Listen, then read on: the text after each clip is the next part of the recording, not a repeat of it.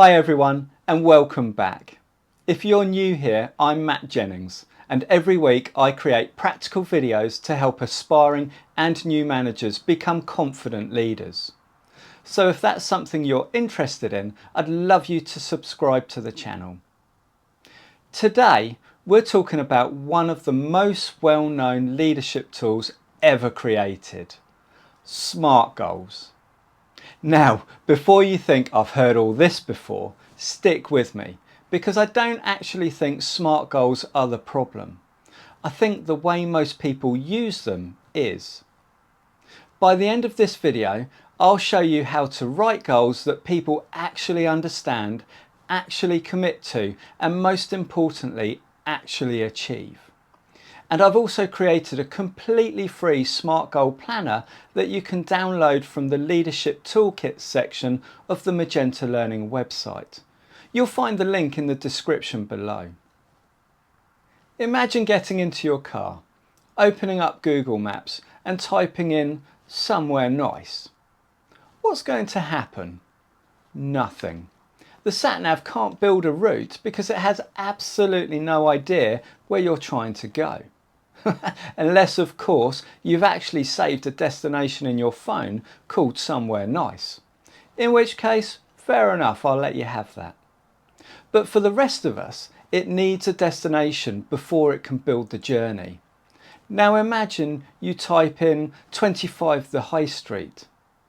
Suddenly everything changes. It knows exactly where you're going, it tells you how long it will take, and it shows you the best route. And it even tells you when you've taken a wrong turn. Goals work exactly the same way. When they're vague, people don't know where they're heading. When they're clear, progress becomes much easier. And that's why SMART goals still matter today. The mistake I see managers make isn't setting goals. It's setting goals that sound good but don't actually help people succeed. Imagine I say to one of my team, I'd like you to improve customer service. Sounds reasonable, doesn't it? But improve by how much? By when? What exactly do I mean? How will either of us know when success has been achieved? Without those answers, we're asking people to drive to, you've guessed it, somewhere nice. So let's improve that goal together using SMART. Let's start with the S. Specific simply means be crystal clear about the outcome. Instead of saying improve customer service, say increase our customer satisfaction score. Now everyone knows exactly what success looks like. As a manager, clarity is one of the greatest gifts you can give your team. Next, measurable. If you can't measure progress, it's very difficult to celebrate success. So instead of simply saying increase customer satisfaction, let's improve it again. Increase our customer satisfaction score from 82% to 90%. Now progress becomes visible. People know whether they're moving closer to the goal. Achievable is one that's often misunderstood. Achievable doesn't mean easy, it means realistic. Stretch people, challenge them, help them grow, but don't set goals that nobody believes can be achieved. Because impossible goals rarely motivate people, they usually discourage them. So if your team has been averaging 82% for months, 90% might be a realistic stretch. Jumping straight to 100% probably isn't. Next, relevant. This is probably the most overlooked part of SMART goals. Every goal should answer one simple question. Why should I care? Now notice, I didn't say, why should the business care? I said, why should they care? Because if a goal only matters to you as the manager, it probably won't inspire the person who's expected to achieve it. For example, don't just say, head office wants our customer satisfaction scores to improve. Instead, connect the goal to something that matters to the individual. So instead, you might say, if we improve these scores, customers are more likely to come back, our team will be recognised for the service we provide, and you'll be building really valuable skills that will help you when you're ready for your next promotion. See the difference? Same goal, completely different level of motivation.